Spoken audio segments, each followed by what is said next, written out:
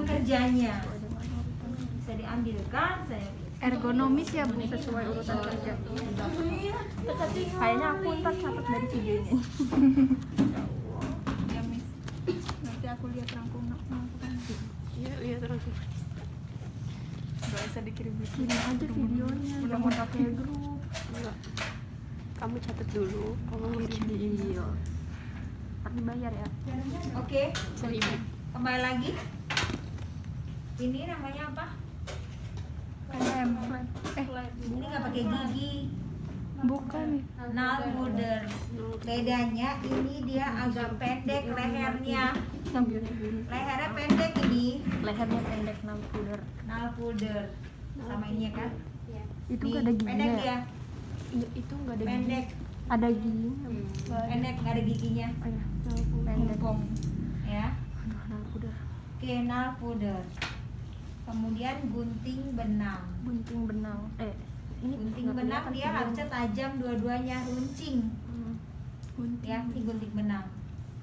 Kemudian masih ingat pinset? Pinset. Apa bedanya? Pinset anatomis yang enggak ada. Iya, yang itu. Kalau jerubis yang Apa? Gerubis. Iya. Pinset, Fungsi jerujis, pinset apa ya? jerubis. Gerubis. Fungsi pinset adalah menjepit jaringan. Jangan sampai salah pengertian Itu jerubis apabila Jerujis. terjadi di Itu suatu jerujis. rumah sakit. Menjepit jaringan. Bukan itu yang Pernah lihat nggak Pinset mbaknya? anatomis sama apa? Pinset jerujis. Oke, begini berjepit. awas nggak kelihatan Ini aku. salah ya. Jangan ikuti kakaknya bersihin. Karena fungsi pinset adalah menjepit jaringan, bukan untuk bersihin luka. Oh, iya. Salah ya. Sip, menjepit jaringan. Dua-duanya penjepit jaringan ya Bu. Ya. Iya. Terus yang ini tahu kasa. Pernah lihat nggak kalau di rumah sakit? Iya tuh. Berapa sekali bundelan? 10. 10? Oke. Ini ada 10 nggak ya? 1, 2, 3, 4, 5, 10 ya? 7, 8. 8 ya. Kita anggap ini 10 ya. Biasanya begini kan? Kalau di kamar operasi atau di kamar yang tindakan, ini harus dihitung. Khawatirnya tertinggal. Sudah dibuka ya bagian kamar operasi, suasana hening, dia akan berhitung 1, 2, 3, 4, 5, 6, 7, 8, 9, 10 10 di luar dari pembungkus ya, dia akan bersuara. Jadi jangan berisik kalau di kamar oka, pasti dia akan menghitung ya, asistennya akan menghitung. Instrumen, namanya instrumen, dia bagian instrumen yang memberikan ke dokternya. Ini dok, pinset, gunting. Oh iya. Gunting juga nggak gini hasilnya. Dokter nggak bilang. Dokter cuma gini. Emang iya? Ya, oke. Pinset gitu kan? Dah, ini persiapan alat. Kalau salah kita nanti diomelin. Buka sungsang, udah dibuka daftar tiliknya. Part 2 set sudah, plus hecting set sudah.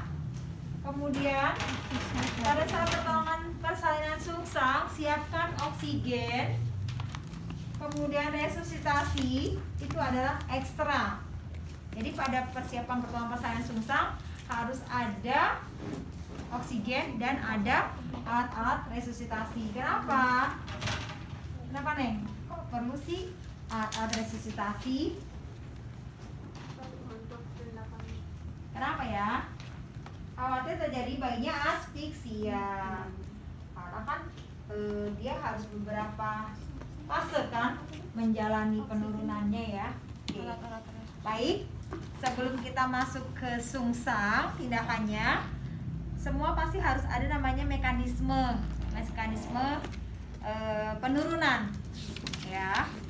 Maka tadi saya tanya waktu kalian belajar di askep 2, apakah sudah diajarkan mekanisme persalinan kepala? Jadi harus ada. Saya kayaknya sudah buat deh materinya deh. Yuk siap ya. Masih ingat Wi? Aduh. Aduh. Panggul lagi, panggul. Bisa bantu pegang Ini kasih ini. ya. Masih ingat dengan benda ini? Kirain kasih ini. Bu. Ini kita miliki di tubuh kita. Ini panggul, atas, tengah, bawah. Ya, bawah. Sini bawah. Oke. Pegang kuat ya. Sini. Terus kan kita membayangkan sungsang. Sungsang itu berarti mekanismenya adalah ini panggul atas, PAP, pintu atas panggul, PAP. Jadi ya, bokong masuk ya, nih masuk ya, melewati pintu atas panggul dengan garis pangkal paha atau pangkal ya, ini pangkal. Iya. Garis pangkal paha ini bisa melintang begini ya, malang atau miring. Kuat ya Tarisa, saya ulang lagi ya, saya ulang lagi. Bokong melewati pintu atas panggul ya, dengan garis pangkal paha melintang atau miring. Dengan apa? Ya. Dengan garis melintang. Kemudian dengan adanya his, bokong akan turun sampai ke dasar panggul. Ya, dasar panggul. Kemudian dia akan mengalami apa? Putar paksi dalam. Dia putar paksi dalam, berarti dalam ya mainnya ya. Nah, sehingga nih garis pangkal paha ya berada di bawah simfisis. Sini. Ini simfisis, ini tuh simfisis. Ya. Sudah kan dia putar paksi dalam? Putar paksi dalam sehingga bokong di mana di sini rohan terdepan berada di bawah tulang simfisis. Simfisis itu tulang maluan, ya. Kemudian diameternya apa yang terjadi pada saat turun ini? Garis pangkal paha menempati posisi nih, pangkal paha ini anterior, posterior, belakang, depan belakang. Di mana garis pangkal paha, nanti saya kasih kok ini ya, ketikannya. Yang penting kalian lihat dulu aja proses penurunannya. Saya ada itu kok narasinya, ya. Ulang lagi. Sudah sampaikan di dasar panggul nih bokong. Kemudian dia mengalami apa tadi? Putar paksi dalam. Pada saat putar paksi dalam, sehingga garis pangkal paha menempati diameter anterior, anterior itu depan, post itu belakang. Jadi depan belakang. Jadi menempati garisnya paha ini anterior posterior. Dah. Sudah kan?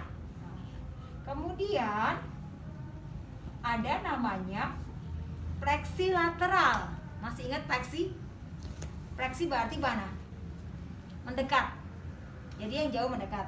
Kalau defleksi berarti menjauhi, ya. Jadi ada namanya fleksi, fleksi lateral. Ya kan sudah kan dia turun. Nah, kemudian dia fleksi. Fleksi itu mendekat. Kurang enak ya. Fleksi. Kemudian sehingga ini throat hunter ini paha, pangkal paha belakang, dia turun. Turun melewati perineum. Perineum di sini melewati perineum. Yang turun dulu adalah yang belakang. Karena dia ada fleksi lateral. Dia turun. Setelah turun, ya, ini turun, maka melewati nih paha belakang, melewati perineum, maka lahirlah seluruh bokong. Bokong lahir bersama kaki. Lahir dia nih. Habis lahir bokongnya, kemudian di luar mengalami putar paksi luar. Putar paksi luar berarti di luar ya, tidak di luar. Dia putar paksi luar sehingga perut bayi menghadap ke posterior. Tahu posterior? Belakang. Ini posterior. Ini ante. Jadi dia begini posisinya. Pas bokong udah lari semua, sehingga perut bayi menghadap ke posterior. Setelah itu bahu masuk ke PAP. Tarisakan dong. PAP tadi mana PAP? Sini. Iya, Pintu Ya kan? atas panggung. Ini kan udah lahir semua nih bokong sama kaki. Sehingga perutnya ada di posterior. Kemudian ini bahu melewati pintu atas panggul atau PAP, garis bahunya ini. Baik secara melintang ataupun miring. Sama kayak tadi. Jadi udah berapa kali penurunan? Yang pertama turun bokong. Yang kedua turun lagi bahu. Nanti ketiga turun kepala. Jadi 3 penurunan. Beda sama kepala, Itu yang ya. ketiga gitu. Paham? Sudah? Ini udah turun nih. Udah putar pasti luar kan? Sehingga perut berada di posterior, sehingga bahu masuk PAP. Turun nih melewati PAP dengan garis bahu melintang atau miring terhadap sumbu panggul. Dah. Ya kan? Terus dia putar paksi bahunya, putar paksi bahunya. Set. Putar paksi nih. Putar paksi dalam. Sehingga bahu depan berada di bawah sifisis. Kemudian lahir bahu belakang melewati perineum. Dah, sudah lewat. Apa yang terjadi? Kepala melewati Pintu atas panggung. PAP, benar. PAP sudah kan? Dimasuk nih dia. Setelah masuk, dia akan seperti ini. Nah, kepala menghadap ke posterior. Kemudian dia terus sampai subocciput berada di bawah simfisis. Mana sih subocciput itu? Tempat tumbuhnya paling ujung rambut. Nih. Pangkalnya tempat tumbuhnya rambut itu subocciput. Sampai subocciput berada di bawah simfisis. Akhirnya terjadi perputaran yang cepat atau hipomoklion. Maka lahirlah berturut-turut mulai apa? Dagu, mulut, hidung, mata, dahi, dan seluruh kepala. Dah, Berarti sungsang bisa Bisa. Ada robekan ya? udah tahu Udah, itu udah. mekanisme penurunan kepala. Apa? Mekanisme sungsang. Jadi ada berapa yang turun? 3. Mulai apa dulu tadi masuk PAP? Bokong. Terus Bahu, kepala. Masuk PAP-nya bisa melintang, bisa miring. Nah, siapa mau coba? Ayo, coba ini enggak?